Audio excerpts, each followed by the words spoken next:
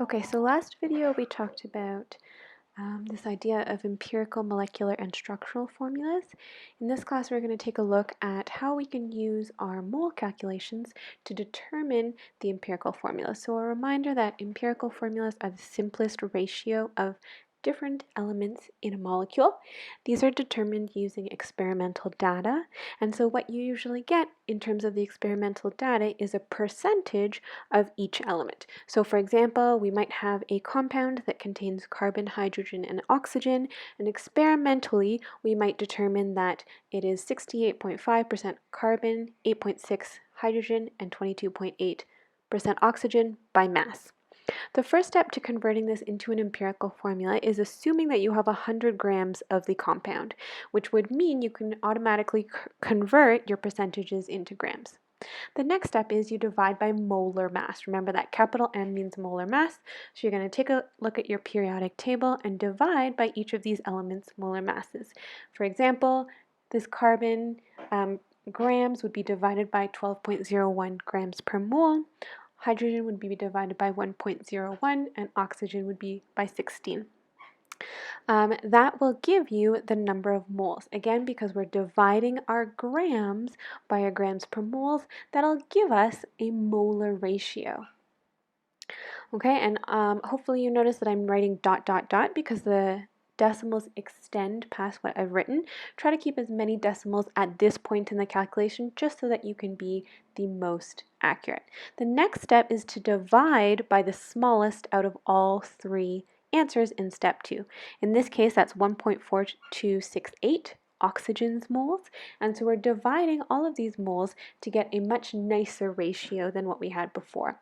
So again, you'll always have a 1 because you'll be dividing something by itself, and then what you'll find is that when you divide the others, you'll get things that are very close to whole numbers, which you can round up. So for example, when I do the carbon, I get 3.999, which I can round up to 4, same with 5.988.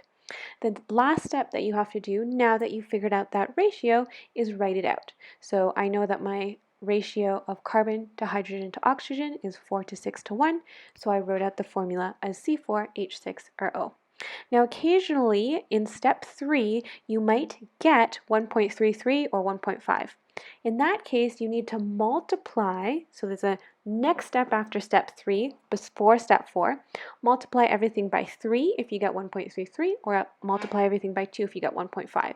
So for example, if in step 3 you get a 1.5 to 2 to 3 ratio, after step 3, before you write out your empirical formula, multiply everything by 2 so you can get a whole number ratio. Okay? Now the last thing that I wanted to do in this empirical formula is give you guys an example to try. So here I have a compound that contains 4 elements. You're going to need 4 columns: nitrogen, hydrogen, carbon, and oxygen. I've given you their percentages. Take the time to go through the 4 or 5 steps that we went through to determine the empirical formula of this compound. Now the next type of formula we looked at is molecular formula, and as I mentioned in last week's video, we need an empirical formula and a molar mass. Those are the two pieces of information. Now a reminder that the molecular formula is the actual number of each atom within a molecule. And let's say, for example, either you've determined the empirical formula or the question gives you the empirical formula and it's C4H5N2O. They also give you the molar mass. And it happens to be 194 grams per mole. How then can you determine the molecular formula? Again, there's a few steps. You first have to determine the molar mass of the empirical formula. So I'm going to add up all the molar masses of my elements. This should be straightforward. We discussed determining molar mass about 2 classes ago. So again, I'm using my periodic table, multiplying it by the number of atoms that there are, and overall I get 97.11 grams per mole.